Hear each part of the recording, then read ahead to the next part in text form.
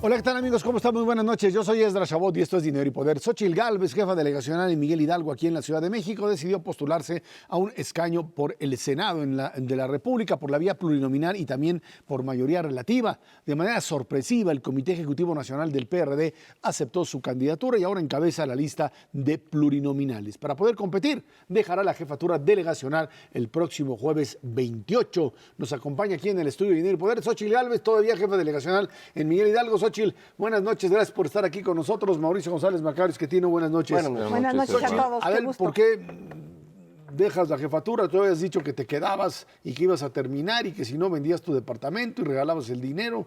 Sí, pues bueno, gracias a eso se va a crear la beca Chapulín. Ya te volviste Chapulín. En el Colegio Salesiano, ojalá todos los políticos hicieran lo mismo. Se han ido una cantidad de políticos sin ningún costo. Yo la verdad me la impuse para que lo pensara seriamente. De verdad, el proyecto tendría que valer la pena. Me resistí a todo tipo de propuestas hasta el sábado que finalmente en la madrugada acepté pues ser la candidata. Y lo que te quiero decir es que hay locuras. Yo creo que esta locura de quedarme sin el patrimonio, no soy una mujer millonaria como para decir me salgo de esta casa, voy a quedarme sin casa.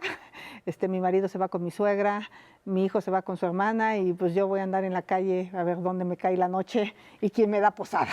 Pero creo que el proyecto de hacer un gobierno de coalición vale la pena. Ya le apostamos al presidencialismo. Hay mujeres valiosas en este proyecto. Obviamente el proyecto lo encabeza Alejandra Barrales, pero está Patricia Mercado, está Marta Tagle, está Josefina, estoy yo, y pues espero que podamos dar la pelea para construir una agenda. A mí en lo personal me interesa una agenda para resolver problemas de la ciudad en temas de agua, temas de movilidad que está colapsada. Necesitamos tener una visión metropolitana. El metro no puede seguir llegando solo a los límites con el Estado de México, tenemos que hacer metro hasta Ecatepec, tenemos que resolver el tema del agua en el origen y en el destino. Y de ahí también pues, el tema indígena que ha quedado rezagado, del cual soy una conocedora, y la agenda de corrupción. Esa es la que más me atrajo a ir. La impotencia de en estos 2 años no haber podido meter a la cárcel al dueño de Minería 88, que falsificó. Rex Mangwani, un sastre hindú que pasó de ser sastre a empresario inmobiliario. Entonces, pues son los temas que me animaron y pues mi marido sigue enojado conmigo. Y seguirá mucho tiempo. Este proyecto, dices, vale mucho la pena porque no se trata exclusivamente de tratar de tener un puesto durante 6 años, sino de construir un régimen distinto, ¿no? Que eso es lo que yo entiendo que es la oferta. Sin embargo, no ha sido claro hasta este momento exactamente cómo se piensa trabajar en ese proceso. Creo que eso va a ser muy importante irlo haciendo transparente para toda la ciudadanía, porque pues, están más o menos claros los proyectos de las otras opciones que tenemos. Una es regresar al PRI de los 70, otra es seguir con el PRI de los 90, y esta opción de una coalición más amplia y de un nuevo régimen, creo que sí convendría hacerlo, creo yo, bastante más claro. ¿En qué crees tú que está pensando este gran grupo de políticos de muy distintas agrupaciones que se está tratando de competir con la misma bandera? ¿Cuál es la idea básica? Pues mira, fundamentalmente el que nos inviten a ciudadanos que no tenemos partido, como es el caso mío, el compañero de fórmula mío, que es Emilio Álvarez y Casa, en el caso de la mayoría, en el caso de la pluri, mi suplente es Laura Ballesteros, una especialista en movilidad, y yo creo que de lo que se trata es crear una agenda plural, donde no vamos a regresar a discutir los derechos de las personas que tienen una preferencia sexual, o si esos derechos ya están establecidos en la ley. Esos derechos hay que reconocerlos, respetarlos. No se trata de venir a imponer las morales de cada uno de nosotros en un proyecto. Eso me gusta, eso creo que está perfectamente claro en este gobierno de coalición. Queda claro que necesitamos pensar en una economía pues que se construya desde mi punto de vista de abajo hacia arriba, por ejemplo, la mejora al salario mínimo de manera paulatina, ya como una política pública. Este tema del ingreso universal, si se explica bien y de manera adecuada, lo están haciendo otros países, no en materia de dádivas sociales, sino realmente como una política pública económica que se aclare de dónde van a salir los recursos y tendría que estar acompañado con una serie de elementos de innovación tecnológica para los jóvenes que se puedan insertar en este nuevo mundo laboral, pero no que por ser talegón vas a recibir 3,000 pesos, ¿no? Sino vas a recibir 3,000 pesos, pero te tienes que educar. Creo que también lo que conocemos de educación se tiene que transformar. Hoy no solo la educación es la que recibes en las universidades. Nosotros abrimos la semana pasada la primera Fab Lab pública ligada a MIT, que está ligada a 800 Fab Labs en todo el mundo. Ese es el futuro, la fabricación digital. Bueno, pues eso hay que ponerlo al alcance de los jóvenes.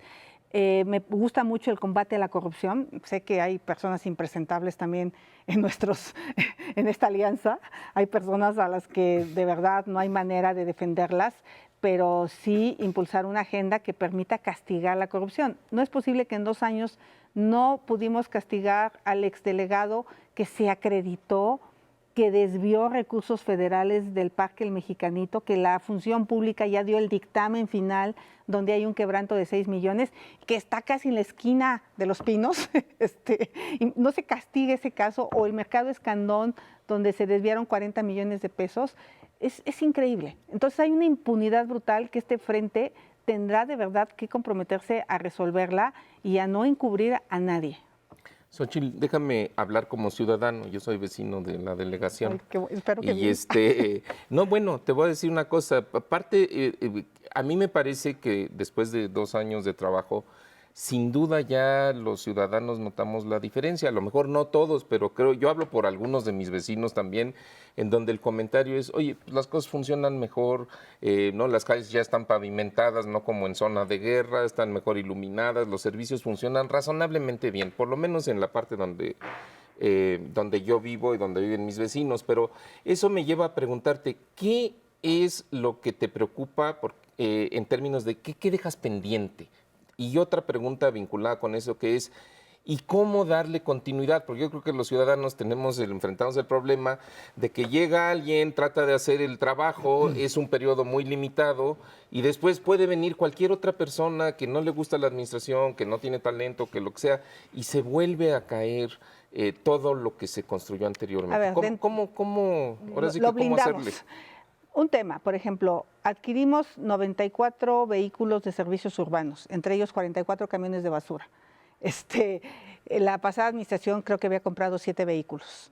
Reducimos el gasto corriente en 270 millones de pesos, que la siguiente administración va a poder invertir en servicios urbanos. ¿Por qué se nota? Porque pasamos de 60 millones que se invertían en 2015 en servicios urbanos a 220 millones de pesos este año, gracias a la reducción del gasto corriente. Digitalizamos y georreferenciamos 84 capas de dónde están los postes, dónde están los árboles, qué coladeras hay, qué tubos hay. O sea, hoy la gente de servicios urbanos que va a reparar una fuga ya sabe el tamaño y el diámetro de ese tubo que está en alguna calle de la delegación. Ya está digitalizado todo el expediente de giros mercantiles para que no sigan sembrando antecedentes falsos y que de repente te abrían un restaurante con un certificado de uso de suelo patito de derechos adquiridos. Todas las manifestaciones de obra ya están digitalizadas para que los notarios públicos las consulten antes de hacer los regímenes de condominio. Profesionalizamos cada una de las jefaturas de unidad delegacional, el de limpia, el de alumbrado, el de giros mercantiles.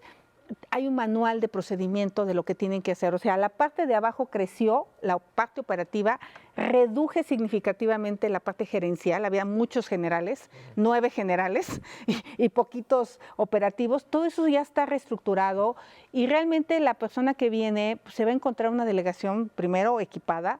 Metí 1000 computadoras, no había ya equipo de cómputo ni para trabajar. Se termina la construcción del edificio delegacional, que me dejaron un agujero, que por cierto tengo que devolver 24 millones de pesos a la función pública por el no comprobación de Víctor Hugo Romo de este dinero. Entonces dejamos la base de una profesionalización, se crea la figura de City Manager, entonces el que viene no debería de mover a los que están con la City Manager, porque es pura gente técnica. El 99.9% de la gente que está ahí yo no la conocía. ¿Pero eso es realista?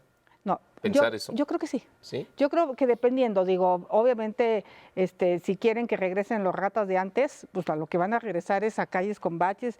Estoy dejando el 100% de lámparas. Hoy en la tarde firmé un convenio con el Banco Mundial para sustituir el alumbrado de toda la delegación. La delegación puso 60 millones y el Banco Mundial 70. Vamos a hacer la primera Smart City de América Latina. Todas las lámparas ya van a ser monitoreadas desde un centro de monitoreo. Tenemos ya el centro de inteligencia, donde tenemos cámaras de 16 megapíxeles, cuidando ya nuestra delegación, que no las tiene tampoco todavía el gobierno de la Ciudad de México.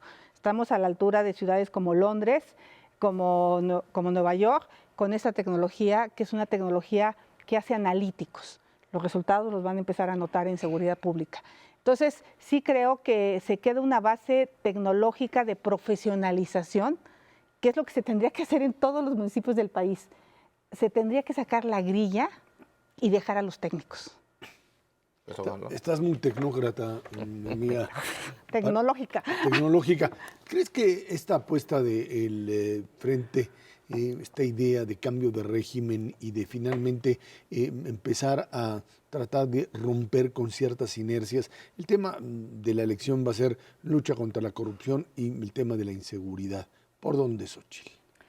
Pues mira, yo creo que tenemos que empezar por el ingreso de las personas. Tenemos que asegurar un ingreso y una capacitación. Algo que hizo la delegación, que es, en lugar de regalar tinacos, despensas, frutsis, gansitos, cobijas, certificó a 7,200 personas en esta administración con un certificado de competencia laboral en el ICATI y en el CECATI. O sea, mucha gente que hoy recibía dádivas tiene que tener herramientas para enfrentar. Eso lo venimos diciendo siempre, pero al político le gana la tentación de las dádivas. Eso es increíble. La gente cree que no haces nada si no das dádivas. Y como por ahí te miden, pues costó mucho trabajo cambiar la filosofía. Entonces sí necesitamos asegurar un ingreso, sí mejorar la educación. O sea, lo decimos una y otra vez, pero por ejemplo yo le metí a 88 escuelas. Date una vuelta a la Rosario Castellanos, ¿cómo estaba? Cayéndose a pedazos una escuela donde se grabó esta serie de Capadocia. Le hemos tenido que meter más de 10 millones de pesos para rehabilitarla. Las escuelas están abandonadas. Los drenajes de la ciudad están... Entonces necesitamos invertir en educación, pero de veras. Dejarnos de robarse el dinero que va para que los niños tengan acceso a una escuela de calidad. Lo decimos, pero no lo hacemos. Entonces, creo que por ahí tenemos que entrar, y obviamente la policía. Yo lo decía y lo he dicho siempre, mucha de mi policía, que no es mía, que es del gobierno de la ciudad, los ando cachando pidiendo la extorsión al del cemento, al de la grúa, en lugar de estar cuidando. Entonces, el ingreso de la policía sigue siendo muy, muy bajo como para que arriesguen la vida por nosotros. Y creo que la solución es tecnología.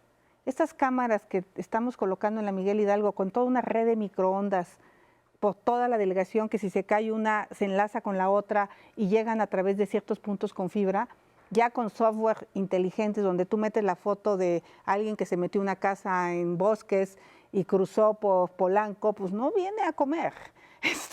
Viene seguramente a delinquir. Entonces ya empiezas a tener analíticos de vigilancia que te van previniendo antes de que ocurra el asalto. Yo creo que tecnología, certificación de la policía, mejorar los ingresos y que la clase política sea presentable.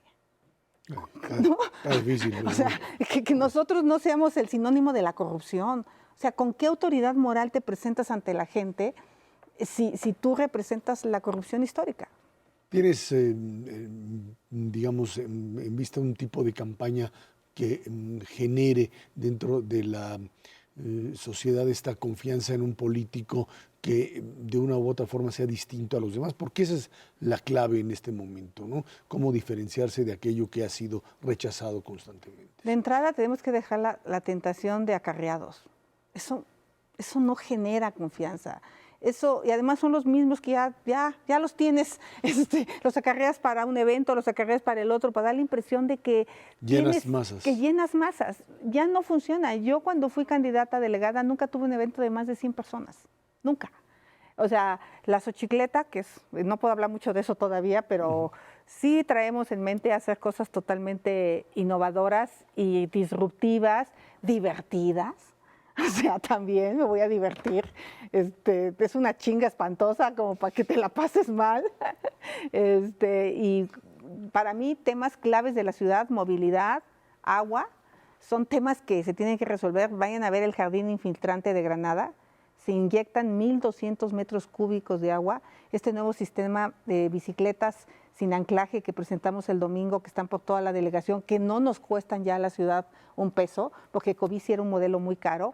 Y para mí, tecnología. Yo estudié inteligencia artificial hace más de 30 años. Y hoy ya la inteligencia artificial en el Foro Económico de Davos se dijo que es la clave del futuro del mundo. Xóchitl Gálvez, muchísimas gracias y muy feliz cumpleaños el día de hoy para Gracias. esta jefa delegacional. Vámonos a una pausa. Esto es Dinero y Poder.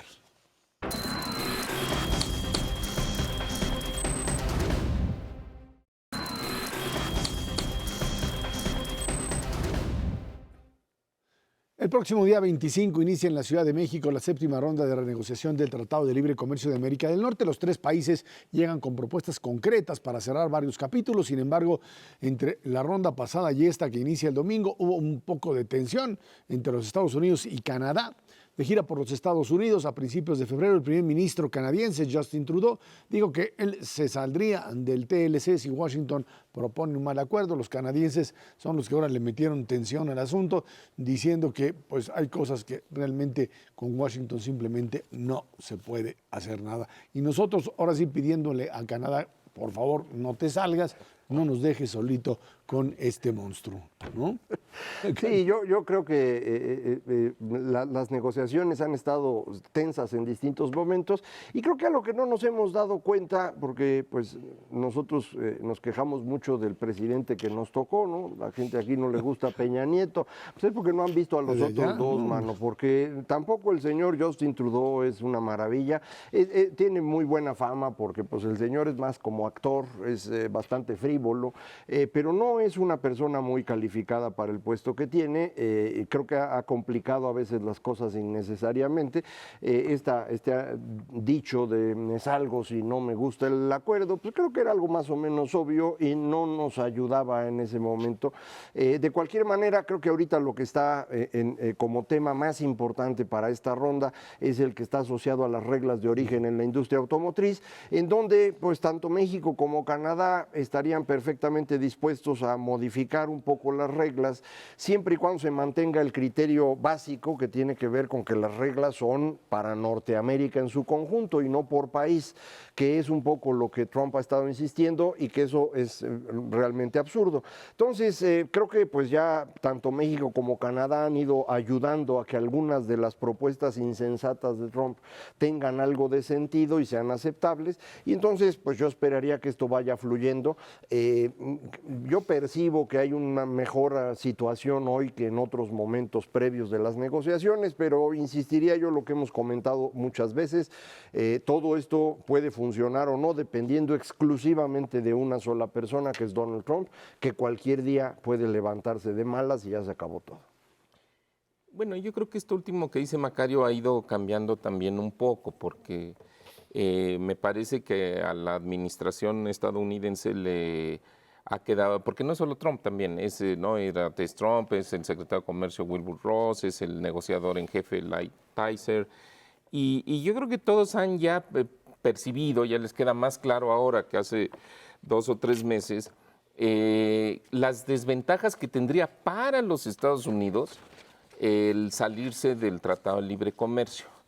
Y les han dado argumentos probablemente convincentes, pero lo que más convence a los políticos es que los han amenazado, ¿no? Entonces, yo creo que las presiones de los republicanos y las presiones del sector agropecuario y de los productores de maíz y de las armadoras en Detroit y pues, ¿no? De los almacenes, las grandes cadenas comerciales.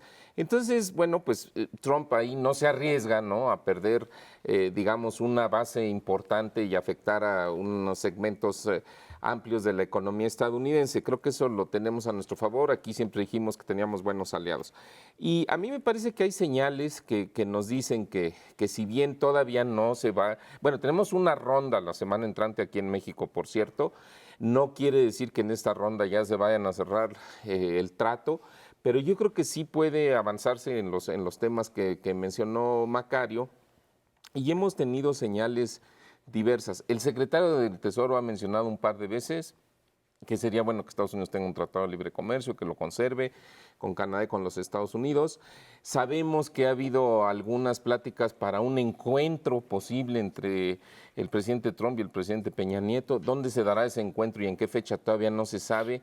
Pero simplemente el hecho de que haya la visita del secretario Videgaray y con los principales funcionarios de Washington, no solamente con las partes de comercio y de finanzas, sino de seguridad y los otros asesores del señor Trump, pues también es una buena señal. Entonces, yo creo que, y en las negociaciones siempre hay alguien que te va a amenazar con que se va a salir y se va a levantar en la mesa, porque esa es una técnica de negociación. Entonces, yo creo que no hay que espantarse demasiado que ahora sean los canadienses los que están un poco más resistiéndose al tratado. En medio de esto aparece esta negociación de México con la Unión Europea, ¿no? Que es también un poco una jugada que no sé qué tanto, en términos, por supuesto, de la cantidad de comercio, de intercambio de mercancías, puede influir.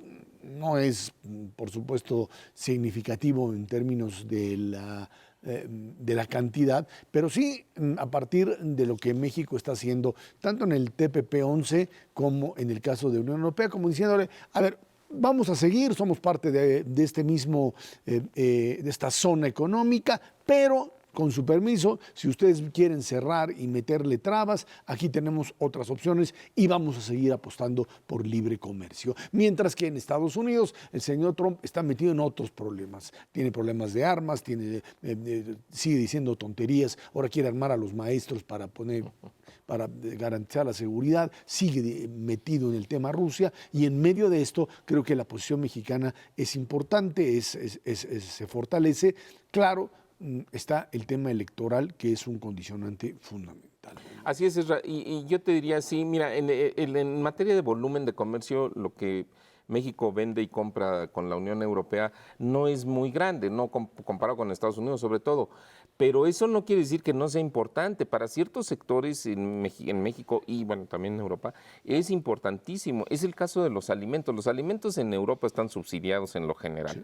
Entonces es muy difícil negociar el libre acceso de ciertos alimentos a un país como México, donde sabes que el gobierno le da una cantidad de subsidios enorme. Entonces, creo que el hecho de esto que puede finalizar o concluirse con la Unión Europea sin duda puede ser positivo.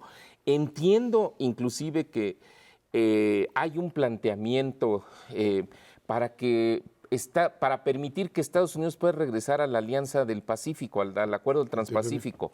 O sea, la redactaron de tal manera que si en Estados Unidos lo piensan bien y quieren regresar, le dan chance y le respetan lo que ya había negociado su antecesor, el presidente Obama. Entonces, creo que la parte de comercio la han pensado mejor, como que ya ahora sí que ya se informaron bien y entonces pues ya están recapacitando. Antes era mucho hígado, promesas de campaña y también desconocimiento del tema, porque los que están responsables ahí, salvo Light Taser, los demás no tenían ni idea de qué se trató. Esto es muy importante. Las promesas que hizo en campaña el señor Trump estaban asociadas a su profundo desconocimiento del tema.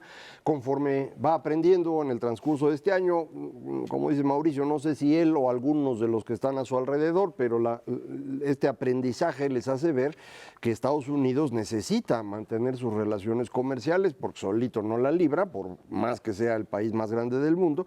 Y entonces no solamente el Tratado de Libre Comercio de América del Norte ahora se negocia de una forma un poco más flexible, sino que además, como también decía, el TPP empieza a reconsiderarse como una posibilidad.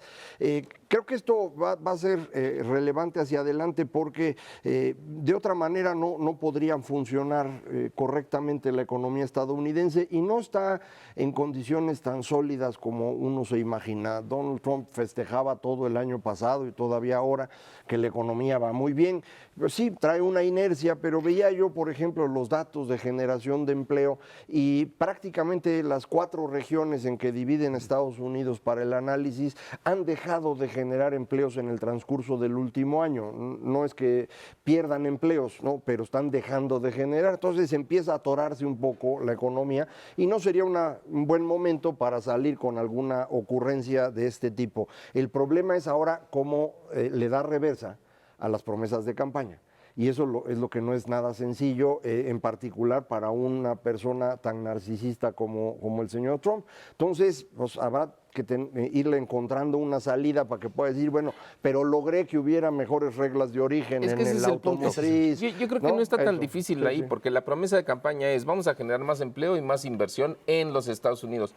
Pues yo creo que con lo que sabemos que se ha negociado Hasta es ahora. algo que puedes decir, oiga, pues cumplimos, ¿eh? Sí, puede ahí medio inventarle Y agarrar la parte que sí le salió bien de la reforma fiscal, bien en el sentido de que fue lo que había prometido, lo que sacaron los republicanos, y entre las dos cosas decir, pues sí, estamos avanzando y demás, y ahora déjenme ir a atender lo de Rusia, porque sí es un problema. Es otro ¿no? problema. Y su tema del muro, que de una u otra manera va a tener recursos para empezar a meterle 2, 3 Tabiques. pedazos de tabique y con eso pues, salir al mundo diciendo, miren, ya está acá y bueno, eventualmente México dentro del Tratado de Libre Comercio con algo de los impuestos de no sé dónde, que de dónde lo va a sacar, pero bueno, inventarse parte de, si ha gobernado con tanta mentira, puede inventarse otra más, como para pues aparecer ante su electorado con eso.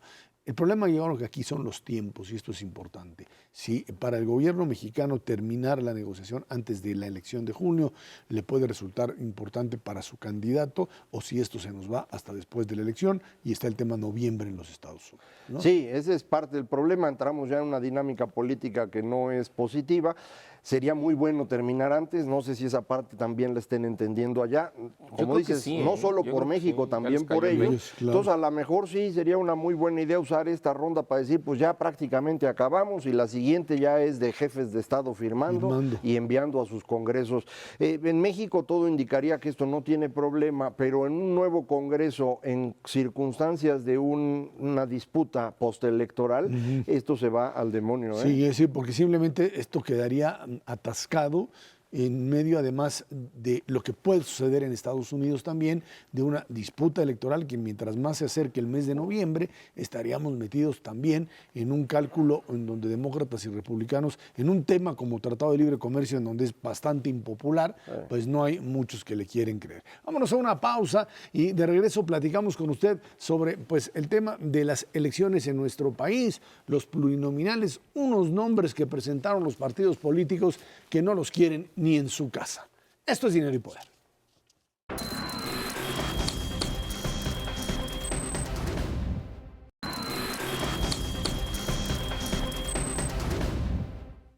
Los partidos políticos presentaron su lista de candidatos plurinominales al Senado de la República. Algunas designaciones llaman la atención, como la inclusión de Miguel Ángel Mancera en la lista de Acción Nacional, Xóchitl Gálvez, con quien acabamos de platicar, en el PRD, en el caso de Morena.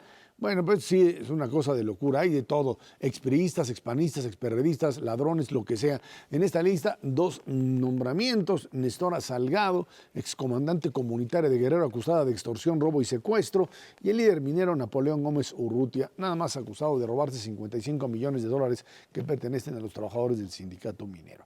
Bueno, pues ahí están nombres que pues tienen que ver, por un lado, con aportaciones seguramente de mucho billete para campañas, por el otro, pues figuras que les llaman de la resistencia social, que pues difícilmente entrarían en lo que podríamos llamar la aceptación en un Estado de Derecho, porque pues han sido militantes no solamente, digamos, de enfrentamiento con los grupos de poder, sino también en el marco de la propia guerrilla, y que de una o de otra manera pues ahora los ponen en esta posición en donde el famoso fuero este privilegio que supuestamente tienen los legisladores para que una vez que lo tienes no te toquen, hagas lo que hagas o hayas hecho lo que hayas hecho.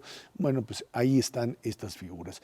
Todos los partidos políticos tienen figuras impresentables, no hay dudas, nada más que hay niveles. Eso sí, hay niveles. Ahora sí que hay gente que uno puede decir, bueno, pues tiene una mala fama o tuvo una actuación no aceptable, y hay los que son verdaderamente ampones. Yo creo que tienes toda la razón y esto es muy importante comentarlo con los amigos del auditorio, aunque los políticos en general no tengan muy buena fama ahorita y les caigan mal a la mayoría de las personas, sí hay grandes diferencias entre quienes se dedican a esto. La lista que presenta Acción Nacional, por ejemplo, pues tiene políticos de distintos grupos y pues se presta a interpretaciones entre políticos de si está bien o está mal.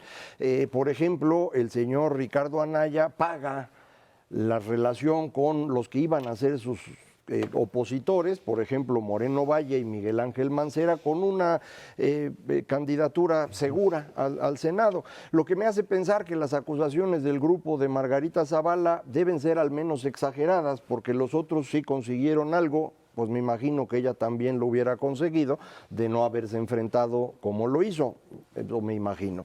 Entran grupos panistas diferentes, en el PRD invitan a personas de fuera, como fue el caso de Xóchitl Gálvez. En el caso de Morena, de las 10 primeros lugares de la lista plurinominal al Senado, 5 son personas que al mismo tiempo son candidatos al Senado por mayoría relativa, que si ganan en el estado donde están siendo candidatos, esa posición queda libre para que entren los que están abajo de la lista, lo que me hace pensar que Morena sigue pensando que puede captar a otras personas y meterlas en esos lugares. Las 5 personas que no tienen mayoría relativa son el señor Ricardo Monreal, que pues está aspirando a suceder a López Obrador. Que dice que ya estaba muerto el asunto, ya ¿no? Sí, pero ya está de regreso, porque pues uno no sabe. Ya sabe la palabra de políticos, ahí está. Está la exministra de la Corte, que no sabemos si puede o no ser candidata por la restricción legal de haber dejado el puesto 3 años antes, que no se han cumplido. Está el extrañísimo caso de Germán Martínez, que pues se volvió seguidor de López, pero acaba de escribir un artículo en su contra, ya no entiendo nada.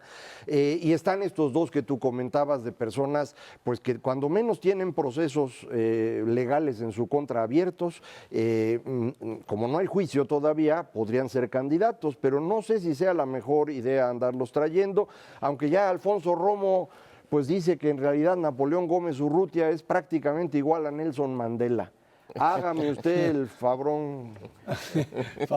Bueno, pues sí. Bueno, pues también Alfonso Romo, que pues ahora sí que de grandes negocios echados a perder, dice que el señor López Obrador ya está a favor de la reforma energética.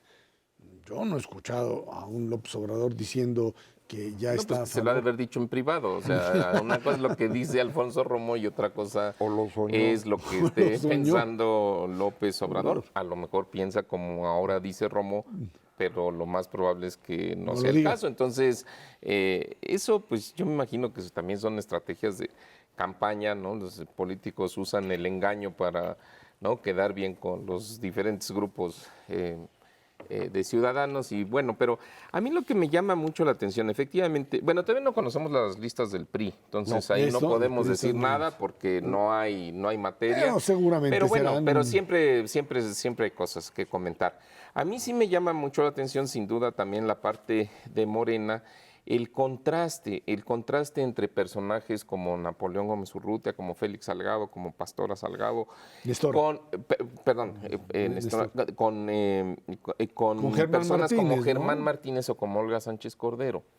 En lo que decía Xóchitl Gálvez hace rato aquí en la entrevista, que es, oye, yo creo que los ciudadanos ya nos merecemos que los legisladores o los candidatos al Senado ya lleguen con una agenda, con una idea, con una serie de propuestas, que podrán ser buenas o no, pero que por lo menos ya son cosas que se pueden discutir. Ella hablaba del problema del agua en la ciudad, del problema de la movilidad en la Ciudad de México, del tema de la corrupción. Hay cosas nacionales, hay cosas estatales o locales, pero yo me pregunto, ¿cómo qué agenda traerá Napoleón?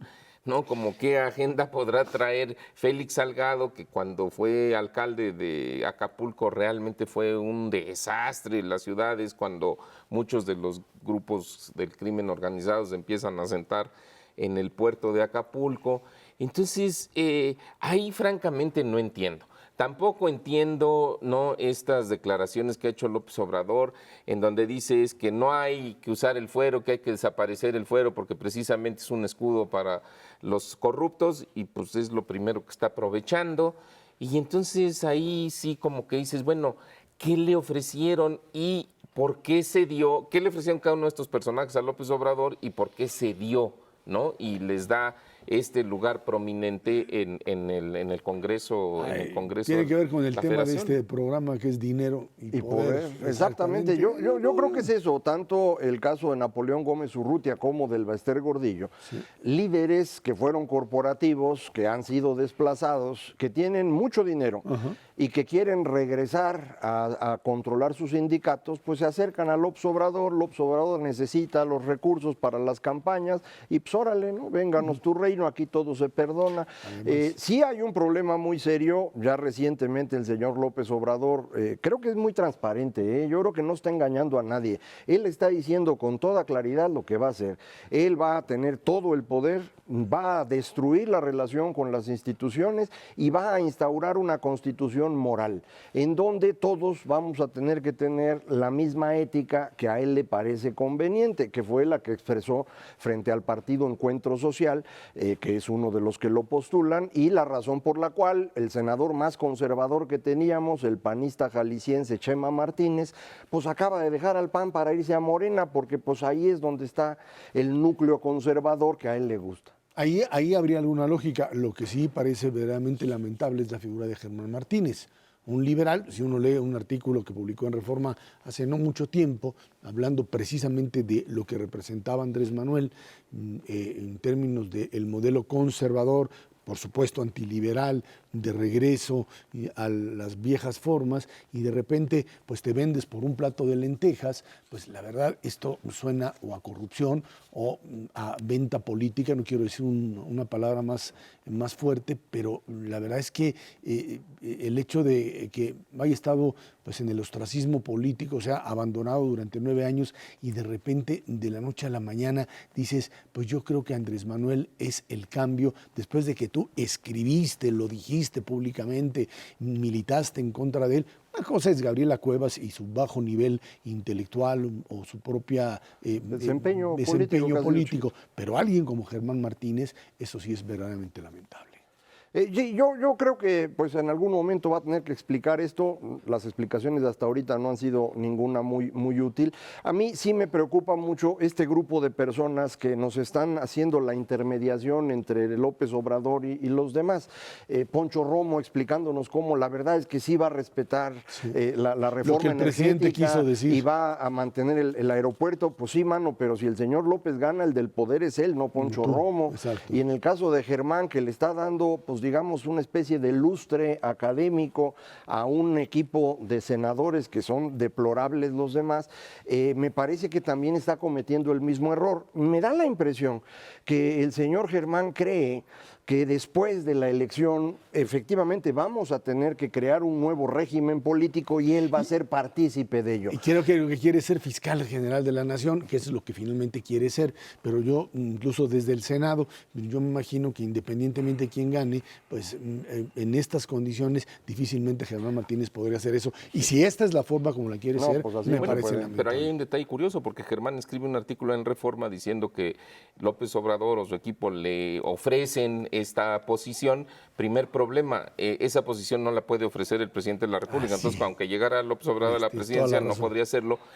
pero lo plantea, la postulación es por el Senado.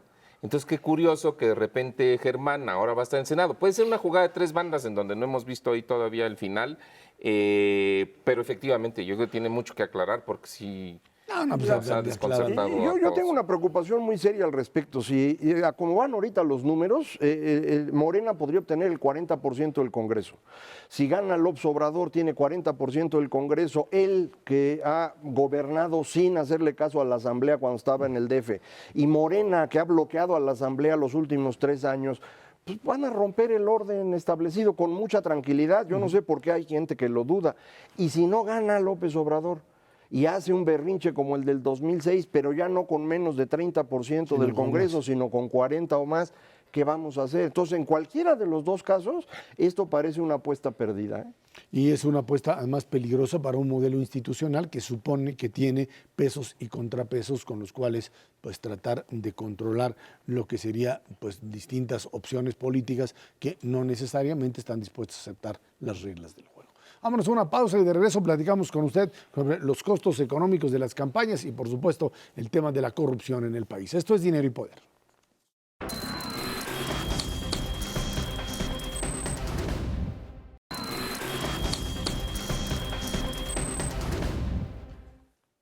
Aunque la economía del país todavía no se ha visto afectada por las campañas electorales, lo cierto es que la incertidumbre de la elección presidencial en algún momento lo hará. Si bien es cierto que Midi Anaya continuaría en las reformas estructurales, la postura, ya dijimos, de López Obrador inyecta incertidumbre. Esto pondrá presión en la confianza del sector empresarial y en la volatilidad de la economía. Por otra parte, por segundo año consecutivo, México cae 6 lugares en el índice de percepción de la corrupción 2017, esto publicado por Transparencia Internacional. Ligamos estos dos temas porque pues ahí está parte de la misma situación de desconfianza, una elección en donde el propio Consejo Coordinador Empresarial sale a decirle a Morena, básicamente, oigan, no pongan a esta gente como candidatos porque pueden ganar.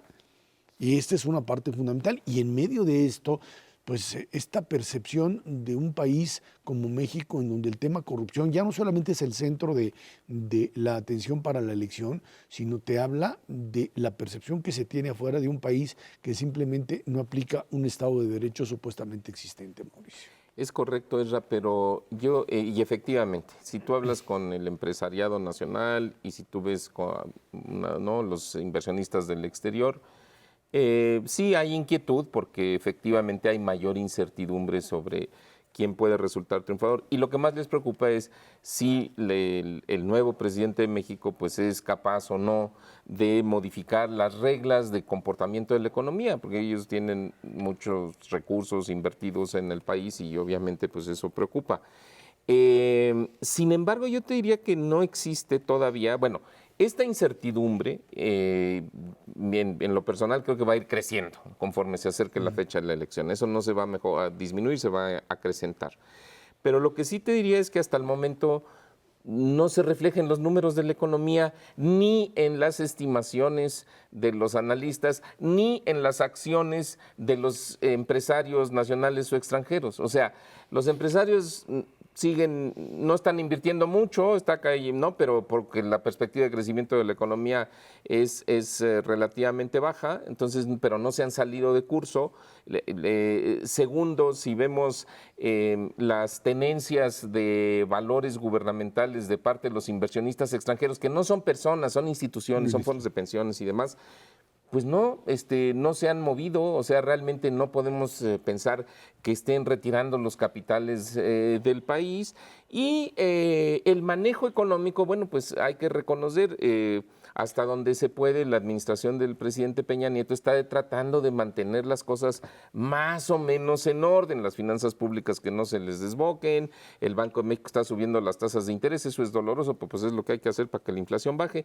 Entonces yo te diría que la economía hasta el momento en sus cifras no está mostrando una alteración. El nerviosismo del tipo de cambio, que es lo que más se mueve para arriba y para abajo, tiene que ver con el Tratado de Libre Comercio. Y las tasas de interés en Estados Unidos. Y con las tasas de interés en Estados Unidos. Y en las últimas semanas con estas disminuciones medias bruscas que ha habido en la bolsa estadounidense. Pero fuera de eso no son factores de México que estén preocupando a los extranjeros. Más bien son los extranjeros que están generando pues este ruido también adicional, ¿no? Inclusive los datos de inflación están siendo positivos. Hoy se anunció la inflación, se esperaba que la inflación de la quincena fuera de 0.26%, fue 0.20, es decir, menos, de manera que parece que vamos en el camino correcto. Si ve uno la grafiquita de la inflación subyacente, el comportamiento ya es notorio a la baja, entonces vamos por camino razonable. Entonces, economía sigue sin ser un problema, ya lo habíamos comentado, los problemas de esta elección son dos, uno es corrupción, otro es inseguridad. y en esos dos no hay noticias buenas de ningún tipo. Los datos de enero del número de homicidios son 16% superiores a enero del año anterior, entonces es un nuevo récord el que tenemos.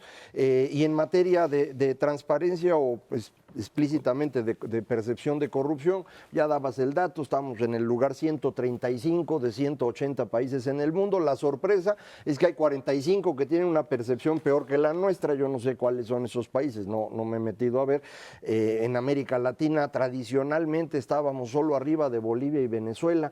En tiempos recientes Nicaragua, El Salvador se han sumado a este grupo selecto de países en los que prácticamente no hay Estado de Derecho. Ese es el caso de nosotros. Eso es lo que hay que resolver, eso es lo que está determinando la elección, y creo yo que por eso le está costando tanto trabajo al PRI el competir realmente, ¿no? En los datos que tenemos, los pocos que hay, indican que sí se está rezagando. Hace ratito decía Mauricio, no tenemos la lista de plurinominales todavía, pero sí se anunció ya del PRI, pero sí se anunció ya los grandes coordinadores, que son ahora sí el priismo más fuerte que existe. El señor Osorio Chong, que va a ir al Senado en primer lugar, y cada una de las 5 circunscripciones para los diputados, en donde quien creo yo que va en el lugar de preferencia es Manlio Fabio Beltrones, pero también está Beatriz Paredes, está la señora Villano, que es la esposa de Rubén Moreira y ha hecho carrera junto con él, está René, ¿cómo se llama? El de Guerrero, Juárez. Entonces, es un grupo ya fuerte tratando de sacar adelante al PRI, pero yo no sé si ese grupo en particular, en materia de percepción de corrupción, vaya a modificar lo que los mexicanos se imaginan ahorita, ¿no? Yo creo que otro factor que va a pesar más en esta ocasión es el tema de los debates. Yo creo que decíamos hace rato, bueno, es que de repente, ¿no? López Obrador usa portavoces para manifestar algunos cambios a sus planteamientos o lineamientos que ha dado en sus planes respecto a la reforma energética, educativa, respecto al aeropuerto de la Ciudad de México y demás. Pues ahí en el debate es precisamente donde se puede tener una definición más clara, se puede forzar.